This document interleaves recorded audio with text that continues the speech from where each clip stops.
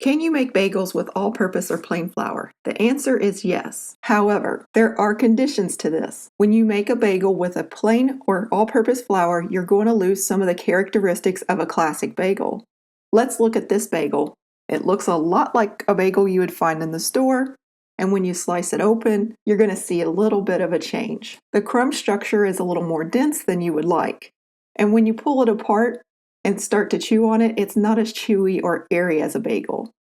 However, it's very good. It's a very close substitute, and I think you're going to enjoy it. Hello and welcome to Jackson's Job, where I do the experiments so you don't have to. Here are the ingredients if you want to follow along to this recipe. When it comes to making a bagel recipe, you want to set aside 2 days because this dough needs to refrigerate overnight. The first thing you're going to need is a large bowl, and I am going to use all-purpose or plain flour. I am using 2 cups, and when I weigh that out, it's 300 grams. To this, we want to add in a little bit of sugar. The sugar will give moistness, it will give a bit of color to the bread, and it will help with that denseness.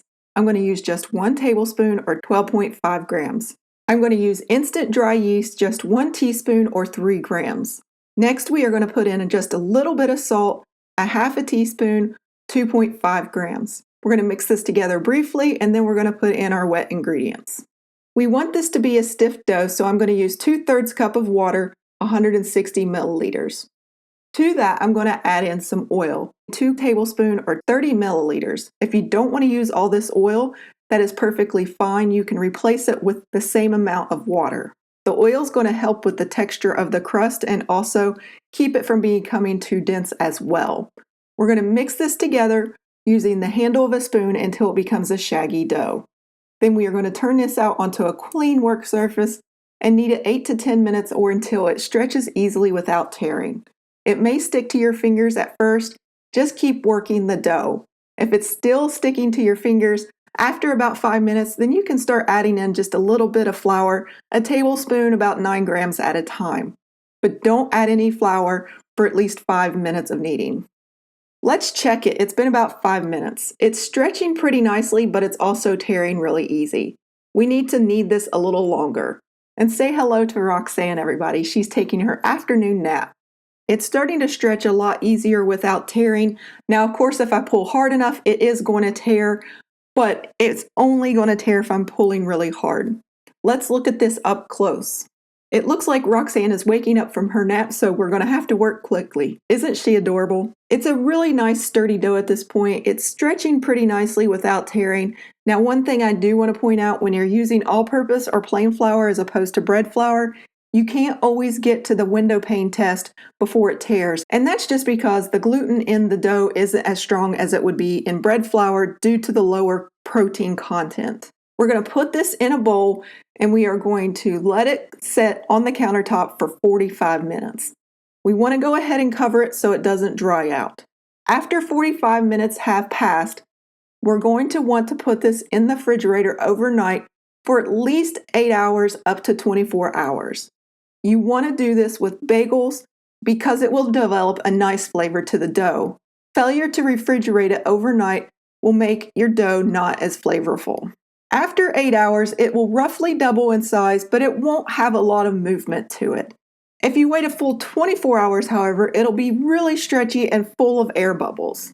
Now, for equipment, you're going to need some sort of strainer to get the bagels out of the boiling water. I recommend picking up one of these spider strainers if you can afford it, but if not, a slotted spoon or spatula will work nicely. Then you're going to need a baking sheet and some parchment paper, silicone mat, or a nonstick baking tray. I recommend using parchment paper because it absorbs some of that excess water from boiling the bagels and keeps them from becoming soggy while you bake them. So we're going to remove the dough from the container, and you're going to notice there's going to be a film on one side of the dough. This is perfectly normal when you put dough in the refrigerator. Sometimes it forms a skin. We're going to divide this equally into 4 parts. If you have a scale, now is the time to use it. If you don't, that's okay, just eyeball it. And then we are going to take each 4 pieces and we're going to roll them up into a loose ball and set them aside. Now, there are 2 ways to make bagels. There's the traditional method and then there's a new modern method. I'm going to show you both ways and you can pick which one you like best. For the traditional method, you will want to roll the dough into a rope long enough to wrap around the palm of your hand with the ability to overlap the ends about 2 inches or 5 centimeters to secure those ends together. This will vary person to person as hand size vary, but a general guideline for the dough rope would be about 12 inches or 30 centimeters long. You want to make the dough as even possible in thickness, but you also want to taper it slightly toward the ends of the dough so they won't be too thick when you adhere the ends together. Now you want to test fit to see if it'll wrap around your hand just under the base of your fingers. If it's not, roll it out a little longer. Wrap the dough around the back of your hand so the 2 ends overlap in the center of your palm just below your fingers. It should look a lot like this. Here comes the tricky bit. Press the dough onto your work surface, palm side down, and roll back and forth until the 2 ends adhere together. You can stop and check periodically. Try to put just enough pressure to get the ends to stick together, but not so much that you're making the dough thinner than the rest of the rope. But don't worry if it's not perfect. These are homemade and it takes time to learn, so you're going to have to expect them to not be uniform.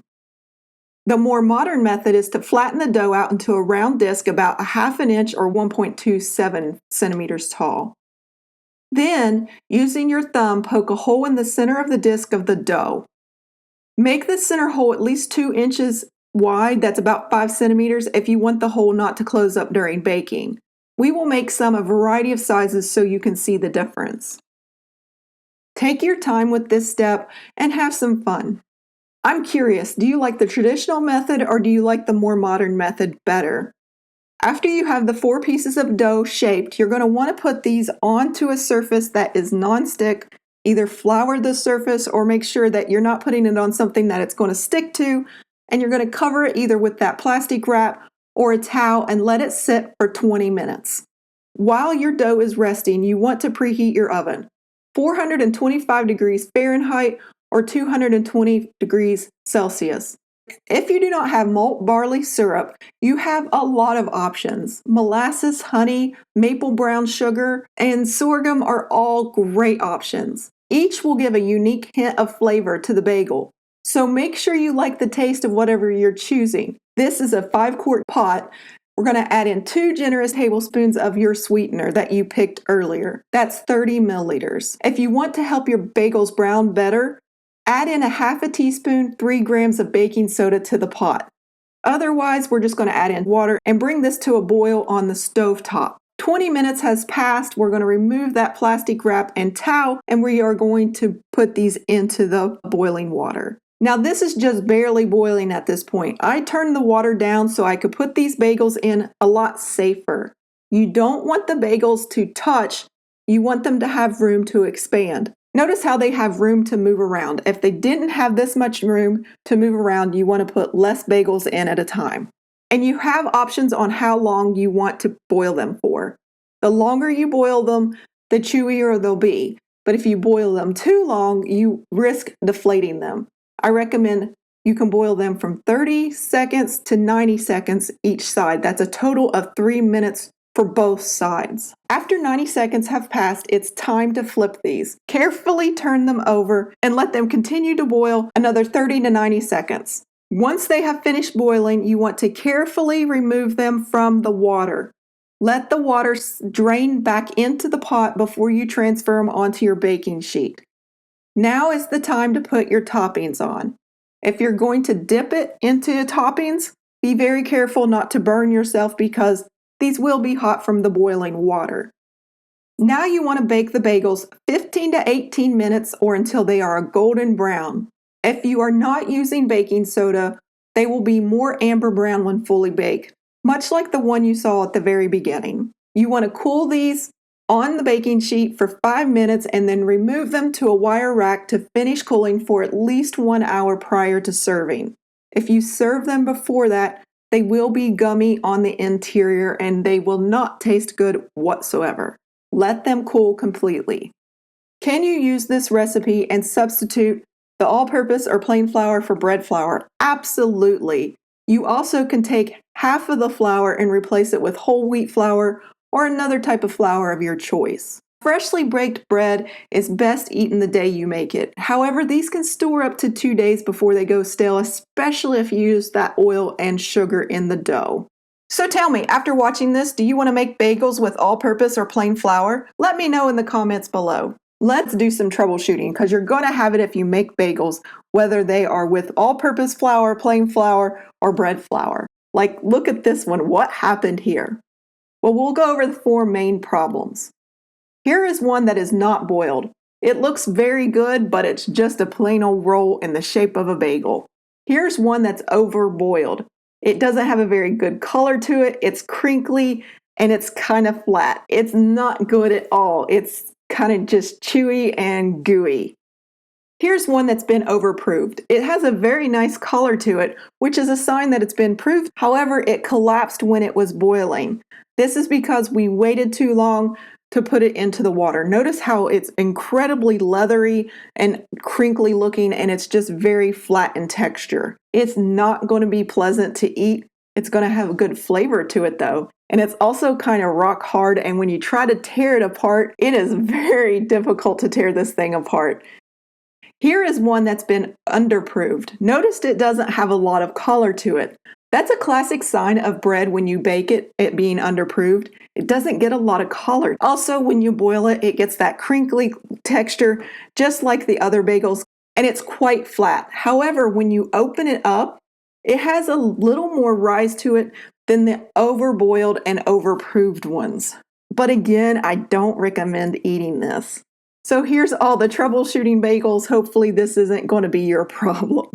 Roxanne is already ready, and here comes Maggie. Of course. Wait a minute, there's nothing on the counter. Where did it all go, she wonders. She's going to taste and make sure nothing's there.